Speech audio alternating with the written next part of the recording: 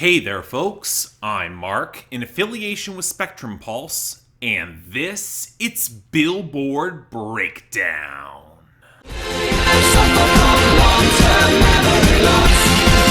I don't remember. This is one of those weeks where I'd love to say that I called it, but not to this extent. Yes, I knew Drake was gonna pounce on a weak Hot 100 and potentially even debut at number 1. That was very much in the cards. His team is smart enough not to make the same mistakes over and over again. But I was not expecting this level of impact, and I'm not even sure it was just him this time. But that means that our biggest stories are in our top 10. We're in rapid success from Drake. What's Next hit number 1, Wants and Needs with Lil Baby hit number 2, and Lemon Pepper Freestyle with Rick Ross hit number 3. They got there on good sales, insane streaming, solid YouTube, and with What's Next, seems like there's gonna be a legit radio push as the next single. Now we'll talk about my opinions on the songs themselves later on, but this is the first time any artist has debuted 3 songs at the very top of the Hot 100 in chart history. And the funny thing is that if Drake hadn't dropped, we probably still would have gotten a new chart topper. Now that comes the team-up single from Bruno Mars and Anderson .Paak under the name Silk Sonic, Leave the Door Open, at number 4. And yeah, first off, it's fantastic to see Anderson .Paak finally get the chart success that he's been long overdue. But what I find thrilling is that they're doing the rollout properly. The sales are strong, the streaming and YouTube is remarkably robust. It's even got a better radio run already. It looks like it's a hit with legs in the making, and honestly, that makes me really excited. And it's kind of weird because all this shoved back Driver's License by Olivia Rodrigo down to number 5. Yes, it's gonna regain traction in the top 10, but its run in all channels is starting to stall out, even sitting at the top on the radio. Again, I'll say it, it's vulnerable. And for me, it's only just a matter of time when Up by Cardi B makes up all the margin beyond number 6. Sales, streaming, YouTube, they're all better. It's just a matter of the margins as it surges up the radio. Then we got our 2 songs by The Weeknd, Save Your Tears holding at number 7 and Blinding Lights at number 8. And as much as I really don't want to admit it, they're kind of in the same situation as of now, stumbling on streaming and sales. And while Blinding Lights is fading a little bit faster there, they're both stalled out on the radio around a similar position too. Now this leaves the remix of 34 plus 35 by Ariana Grande, Doja Cat and Megan Thee Stallion down at number 9. Where it's spent wavering on the radio, that's all it pretty much has at this point, which is also mostly true with Mood by 24K Golden and E&D are at number 10, except that song is just an active freefall. And while we're there, our losers and dropouts. And yeah, we had some pretty big ones in the latter category. Yeah, Hole in the Bottle by Kelsey Ballerini, that's heading out, we called that. But the other dropouts seems like they've clinched their year-end list spots, and where I've got mixed opinions at best. Lemonade by Internet Money, Gunna, Don Toliver and Nav, Laugh Now, Cry Later by Drake featuring Lil Durk, Lonely by Justin Bieber and Benny Blanco, I Hope by Gabby Barrett and Charlie Puth, and Bang by AJR.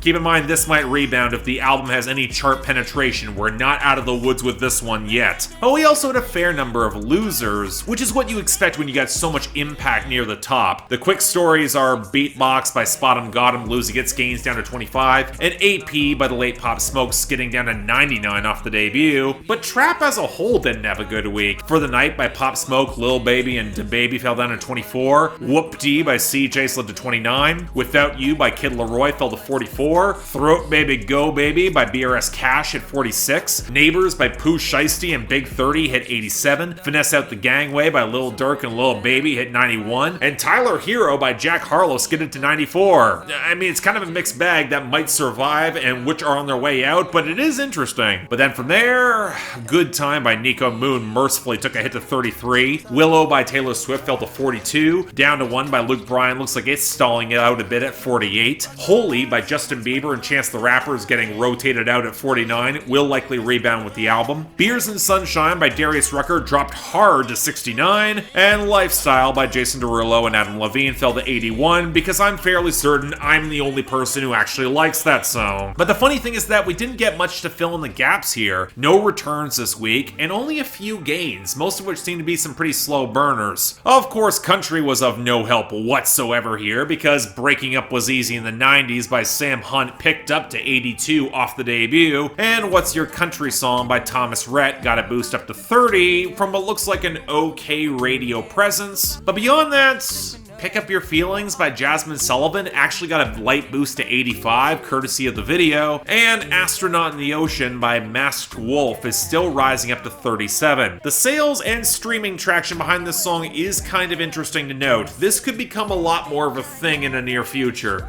Just warning y'all, this could be a thing. But on that questionable topic, we've got our list of new arrivals, and it's pretty sizable. And they don't start off all that well, opening up with number 100, Lil Bit by Nelly and Florida Georgia Line. You gon' love me and we gon' have some fun.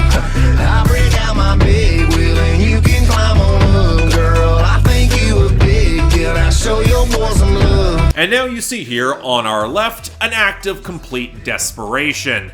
And I'm honestly not sure who needs this more. Yeah, Nelly hasn't had a hit in years, but he can still coast off of a legacy, where Florida Georgia Line are still trying to have hits, because they don't have much of a legacy, and that's a dicey prospect. Now, originally this was a Nelly song that dropped in October of last year, and then got another remix from Florida Georgia Line to get it tacked onto their album, but the original is technically what charted, and of course it's bad. What did you expect here? But I mean, say what you will about Cruise, it at least had Florida Georgia Line sounding somewhat interested and not going into desaturated minor tones where they seem to forget the groove exists in exchange for a fuzzy blend of fast-picked banjo and acoustics and trap hi-hats, all playing off a painfully cheap-sounding drum machine and a staccato guitar pickup that just leaves the mix sounding really barren and unfinished. And that's pretty much a sleazy vibe for a pickup song. Again, at least Cruise kind of sounded fun and not have all three men sound like they're trolling for girls, and Nelly calling himself the Black Tom Brady. Yeah, in other words, this reminds me of the worst sort of bro country. Sleazy, lacking in groove, badly produced, trying for hip-hop cred they will never get,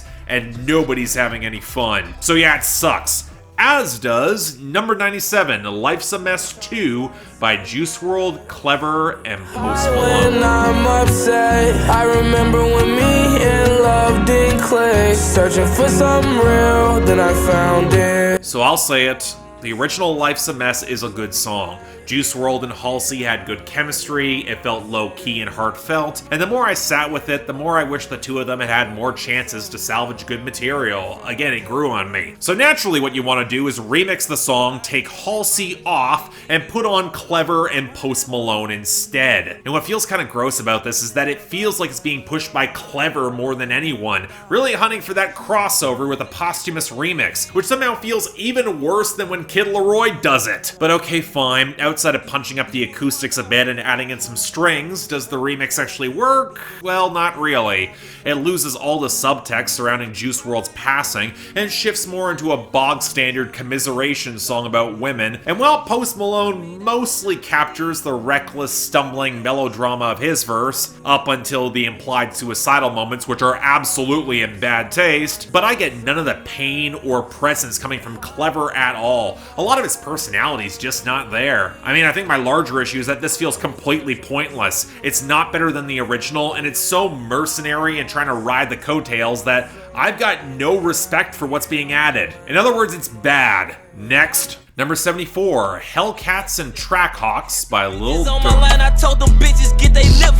Okay, context here. Even though Billboard only credits this song to Lil Durk, it's not technically just his. In the time-honored tradition of a successful rapper trying to get his entire crew up and coming, this comes with his Chicago collective Only the Family. But as of now, unfortunately due to King Von's murder, Lil Durk is the only rapper to have seen consistent success from this crew, and he's also the only one on the song. So how did that turn out? Well, it's one extended verse with no hook, and it certainly is going way harder into aggressive, bassy drill music where the mixing is utterly swamped out, and I'm kind of two minds with this approach. On the one hand, it is a homecoming, but on the other hand, it was a chance for Lil Durk to refine and punch up the fine details and drill in order to elevate his crew. And while he does shout them out, you think the song would have a bit more refinement in order to amplify them, give them their best look, especially when the rest of the content circles around fucking girls in graphic detail and shooting other rappers. And that's what kind of worries me about Lil Durk. As much as he does have popular momentum,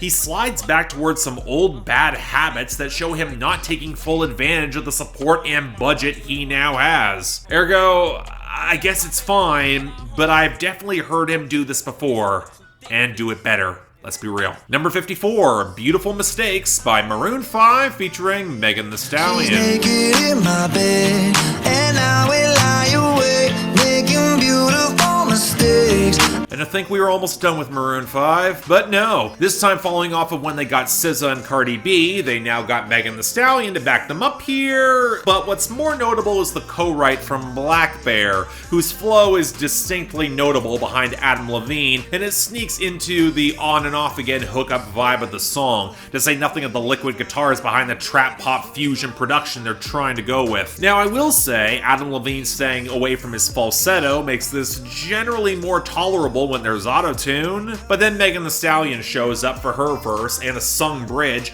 and she's just got so much more personality and charisma that she utterly takes control of the song. Now granted, it still kind of sounds a little bit flat without much melodic modulation, and you can tell that Adam Levine is feeling a little bit suffocated with this approach, but that being said, he doesn't do anything bad or stupid here, so mixed blessings? Look, I don't know, I've seen more folks praise this than I was expecting, and while I don't think it's bad per se, it is absolutely late period Maroon 5, surrendering any shred of personality left and riding Megan Thee Stallion's coattails, and she is slumming it here on this pop verse. Everyone here has done better.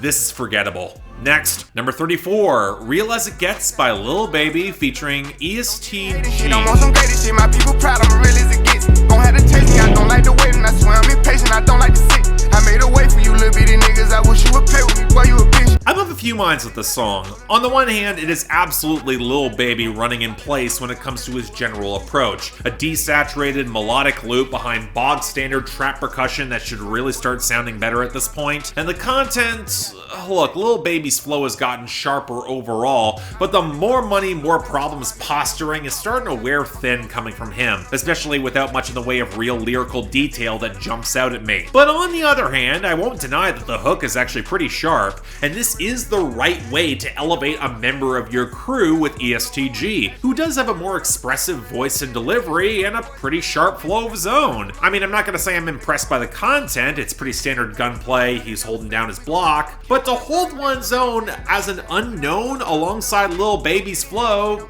it's legit kind of impressive, I'll give him that. I mean, I'm not gonna call the song great or anything, but there isn't a lot to dislike here, it doesn't do many things wrong, so yeah, I'm fine with this. If you're curious, give it a chance. Number 26, Hold On by Justin Bieber. There's a place not too far away. We all know I should be the one to say we all make mistakes. I don't know how to feel about Justin Bieber's album rollouts. I didn't like Holy whatsoever, Lonely was about as bad, but then Any One might stand as one of Justin Bieber's most propulsive ever pop songs, even if you can clearly have given it to the co-writers and it probably would have gone off more strongly. And that did set some expectations when I saw a lot of the same crew backing this track, which then dropped a little bit when I saw there was a melodic interpolation from Gautier's Somebody That I Used to Know, but that's more in the vocal line that feels weirdly thin opposite the pulsating groove, mostly a factor of Justin Bieber still having no tangible texture or edge to his delivery. In fact, this is one of those often overlooked issues that came with an 80s inspired bigness to production, which they're clearly trying here. If you don't have the pipes or the vocal arrangement to really back you up, you're gonna sound over your head, and yeah, that is the case here. And I gotta say, the content doesn't help. It's trying to be a song about reassurance, that he'll be there for someone, that he's been down this road before, but he just had to sneak the line into the hook, we all know I should be the one to say that we all make mistakes, which is another callback to his past behavior that I'm thoroughly sick of, and it adds to the weird insincerity that's been lurking behind every attempted apology. I'm not denying the groove here has promise, when you've got the production team and writers that Justin Bieber does does, that honestly should be expected. But I gotta say it, I like this premise a hell of a lot more when Wilson Phillips had a song of the same name in 1990. Just saying. Next up, number 4, Leave the Door Open by Silk Sonic. I'ma leave the door open, girl. I'ma leave the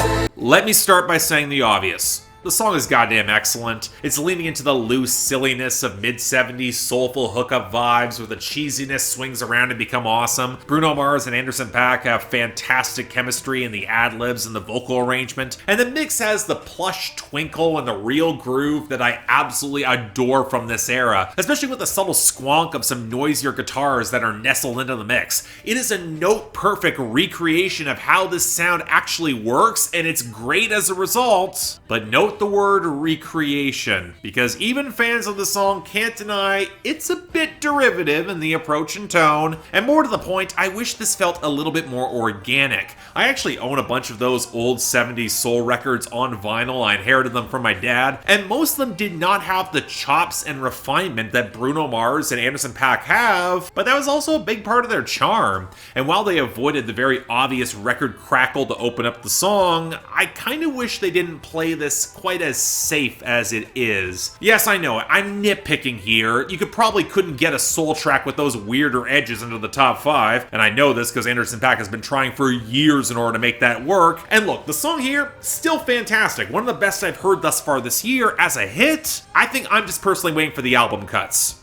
We'll see how that goes. Number 3, Lemon Pepper Freestyle by Drake featuring Rick Ross. Class photograph, Sandy had me on my Urkel. Alright, look, the last 3 we're talking about are Drake songs. If you're thoroughly sick of him, you think you already know what you're gonna get, I wouldn't blame you at all for stepping away now. It's not like we're dealing with a grand sonic innovation coming from Drake at this point. This is a sequel EP here, we get the gist. As such, we know what this is. This is a Drake song that falls into the category of extended braggadocious freestyle to convince people I still rap, set to a spare groove and a prominent vocal sample, and this time he put it alongside Rick Ross, cause hey, if you want to make a perpetually empty flex song, you call in the professional. And look, I could highlight the fact that the song is completely empty, or some of the details in Drake's verse that just feel kind of weird, like saying he's fucked a notary public, the DeMar DeRozan reference that makes me question how many Raptors games Drake has really followed, and especially all those playoff chokes against LeBron, the mundane details of picking up his kid from school, how you don't want to have to talk about having everything despite filling out your entire goddamn verse with references to it, more complaining about people fake liking him at his eventual funeral. But the line that really stood out to me here was how he highlights there just aren't that many parallels left between him and everyone else he's talking down to. So congrats, Drake. You've long ago stopped being all that likable and relatable. I'm glad you're just now admitting it. And man alive, when it runs over 6 minutes, I stopped having use for this a long time ago. Let's move on. Number 2, Wants and Needs by Drake featuring Lil Baby. Got a lot of M's on my mind and my friends. Yeah, I keep my friends on my mind. I'm in love with 2 girls at one time. You know, I'm kind of glad that the general consensus is that Lil Baby won the song, for as much as that matters. His flow is sharper, his content is generally better, and even if Drake found a weird pocket for his verse that kind of wound up making sense, on his verse he's also bragging that Views is a classic, it's not, that he thinks he can charge an ex of his for a feature, which either means he's talking about SZA or Georgia Smith, and I know at least the former might kill him if he tried to ask, and that he should then link up with Kanye to find Jesus, which isn't likely given how much sinning that he's got ahead. But look, am I the only one who finds this song kind of by the numbers anyway? The bassy knock against the watery melody, the auto-tune that's slathered all over Drake's voice again and doesn't flatter the rest of the song, and overall just kind of sounds cheap, by the numbers, the sort of song that Drake has made a dozen times over and has Lil Baby literally referencing Drake's old hits, and not some of his better ones. I mean, if we're at that stage of Drake's career, the victory lap, Well, I don't know if it was possible for me to care less. I neither want nor need this. And finally, number 1, What's Next by Drake. Okay, and Valentine's Day I had sex, okay? We'll see what's about to happen next, okay? Okay, okay, we'll see what's about to happen next, okay? Okay, okay, we'll see what's about to happen. You know, I'll give him the slightest bit of credit. This is a tone that I did not expect him approaching throughout his career run, especially in the buzzy synthesizers. I mean, that credit's taken away near immediately because it sounds like it was imported from AO Technology, a song that I'm fairly certain killed 50 Cent's hit-making career in the 2000s with Justin Timberlake and Timbaland, and somehow the clunky trap percussion here sounds even worse. It sounds like a bad Playboi Carti song. And it's weird because I knew it was only a matter of time before this particular sound in hip-hop made its recurrence. I did not expect it from Drake, though. And yet the funny thing is that of the 3 songs, I probably like this one the most. It still has a bunch of corny lines. Why you thought that cookie crumbles bar in the second verse was a good idea, Drake, I will never know. But the hook is kind of catchy, and there's enough groove to the song that I can appreciate how exasperated Drake sounds on it. Even though most of his complaining is rooted in expensive and exclusive jewelry, which he seems to overvalue to the point where he actively criticizes someone giving their chain away. And that reminded me of that line from Started From the Bottom, where he wears every single chain even when he's in the house, which is symbolically an internal reinforcement of his success for himself. So why would you part with any of that and then expose yourself? That's a natural extension here. But it's also proof that Drake's paranoia hasn't really gone away. He's just picked up a long miserly streak that doesn't make him nearly the boss that he wants to be. Alright, look, it's catchy. I like it more than when Drake debuted on top with God's Plan, and maybe this might grow on me like Money in the Grave did, but this is a much uglier song to swallow, and if Drake's talking about what's next, again, I'm not all that interested. But I'll say it, he at least managed to dodge both the best and the worst this week, the latter of which I'm going to give to that goddamn disaster that is Lil Bit by Nelly and Florida Georgia Line, with the dishonorable mention going to Life's a Mess 2 by the late Juice WRLD, Clever, and Post Malone. That song should not exist. Leave Halsey be with the original. But the best of the week, that's obvious. Leave the Door Open with Silk Sonic, but honorable mention is kind of tougher. I'm going to go with Real As It Gets by Lil Baby and ESTG. I mean, what can you say? I'm a little surprised myself, but it's working the formula. Turned out solid. Next week, the fallout from all this. Stay tuned for that. But until then, I'm Mark. You're watching Billboard Breakdown, affiliate Respectable Pulse. And I'll see you next time.